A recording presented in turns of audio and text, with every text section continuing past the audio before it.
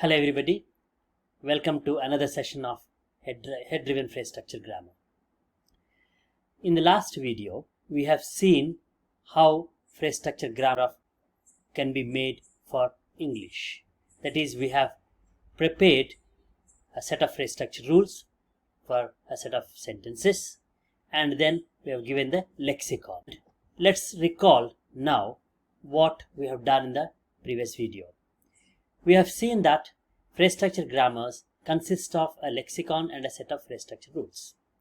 Phrase structure rules are of the type A consists of phi, where A is a non-lexical category and phi a regular expression of lexical or non-lexical categories. Right? Then we have also seen that phrase structure grammars can account for infinity of language. That is, we know languages have infinite number of sentences, and a phrase structure grammar can generate infinite number of sentences. To a certain extent, phrase structure grammars can also account for structural ambiguity. Then we have also seen what is a well-formed tree. We saw that a well-formed tree structure is a result of constraints laid by lexical entries and grammar rules. In this video, we will look at the kinds of problems which a phrase structure grammar, which we have defined in the last video, has. The phrase structure grammar which we have made may have certain phrase structure rules of different kind. Like, look at the phrase structure rules which are given here. The first one is a verb phrase which consists of preposition and noun phrase, or a noun phrase consisting of preposition and a sentence. Do we ever find such phrases in any language? We may not. It is not natural. However, the phrase structure rules which we have made on the formalism which we have followed may contain such rules. That means what we have made as phrase structure rules in the phrase structure grammar is not correct. Right? So, what is missing? What is missing is that the non-lexical category on the left-hand side must be related to a lexical category on the right-hand side of the arrow. That is, what we have seen in our previous semester, that a verb phrase should have a verb as its head. Right? Or a preposition phrase should have a preposition as its head. So something like nounhood, verbhood, prepositionhood are missing in the phrase structure grammar which we have seen. Natural language grammars are different from other context-free grammars. That's what we need to learn. That's what we need to understand. So the context-free grammar which we made in the previous video is not natural, cannot account for natural languages. Phrases are projection of heads. We need to remember that phrases are projection of heads, and a phrase gets its name from its head. If the head is a noun, we have the phrase noun phrase.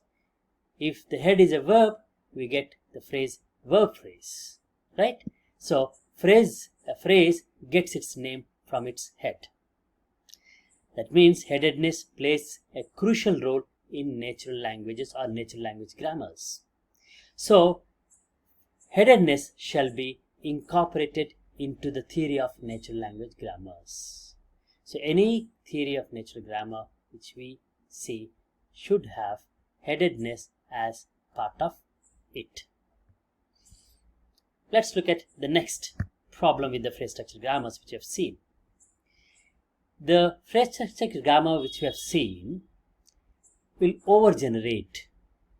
That means they may produce sentences which are not in the natural language.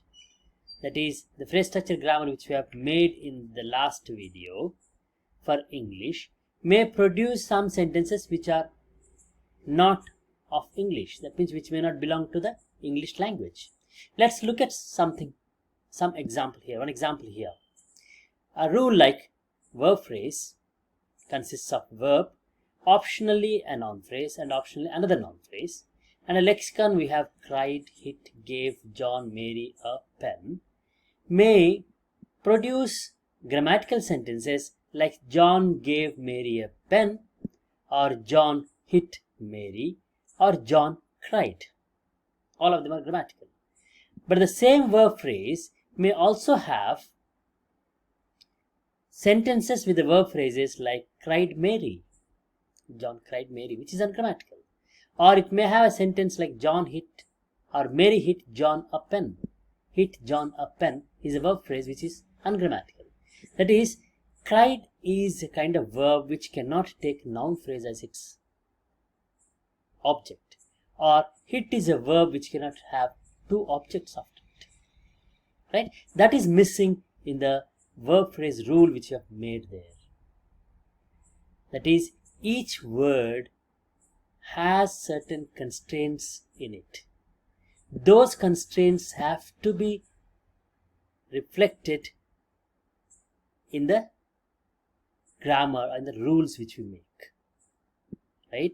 That is, what we have been talking about here is verbs are of three different types: intransitive verbs, transitive verbs, and ditransitive verbs. That means verbs may have three subtypes, and each subtype is characterized by a separate feature or a special feature. Like intransitive verb cannot have any object after it, or a transitive verb can have only one object after it, and ditransitive can have two objects after that. This is the issue with the phrase structure grammar which we have talked about in the previous grammar. That is, it cannot take care of subcategorization frames. Let's look at the next issue. We know that nouns and verbs have singular and plural forms. Right? For example, if you take a noun, bird, it can have a singular form, bird. It may also have a plural form, birds. Similarly, a verb like fly has a singular form, flies, and a plural form, fly. Right? So, in present tense, a head of verb phrase and head of the noun phrase agree in person and number. That is, let's take an example. The bird flies, or birds fly. What's the difference here? You have a singular noun, which is the head of the noun phrase, the bird, agrees with the verb in the verb phrase, that is flies. Flies is singular, third person, bird is also third person singular. And in the next sentence, the subject birds, which is a noun phrase, and the head is noun, it is plural, and the verb is also in plural. Right? So there is agreement between the head of the noun phrase in the subject and head of the verb phrase. You cannot have sentences like the bird fly or birds flies. How do we account for this, or how do you formulate this or include this in the phrase structure grammar which I have made already? We have formulated rules as S rule, which says S consists of noun phrase and a verb phrase. Now, in order to include the agreement, what we need to do is we may have to change the rule like this. A sentence will have singular NP with a singular VP. Similarly, a sentence will have or consists of a plural NP with a plural VP. That means a single rule, S is rewritten as NP-VP, is split into two rules. And what is a noun phrase singular? Singular noun phrase is nothing but D, determiner, optional, and a norm which is singular. Similarly, a plural noun consists of a determiner and a nominal with a plural inflection. And again, what is nominal singular? Nominal singular is nothing but noun singular with a preposition phrase optional. Similarly, noun plural consists of noun plural with a preposition phrase optional. And a verb phrase singular consists of an intransitive verb in singular here. Verb phrase plural will consist of intransitive verb plural here.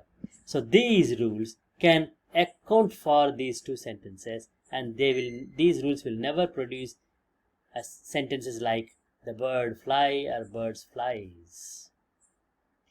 Look at this.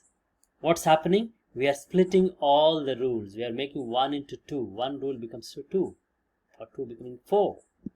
Right? So, what we see in the side box is only rules for intransitive verbs. If we try to make VP rules for transitive and intransitive verbs, it would become messier. So with this kind of rules, there's a lot of redundancy. Right? With this kind of rules, we have a lot of redundancy. Same noun phrase occurs again and again. Says S is defined twice. Noun phrase is defined 2 times here. Nominal is defined 2 times. Verb phrase is defined twice. So there is a lot of redundancy. And if you add adjectives to noun phrases, then more redundancy. So all this shows that we need a different formalism to account for the phenomena which we have discussed in this video. That is, what are the phenomena? Headedness, subcategorization, transitivity, agreement, right?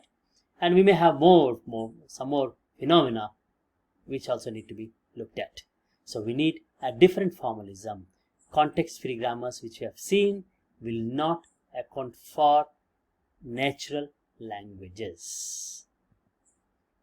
Thank you. See you in the next video.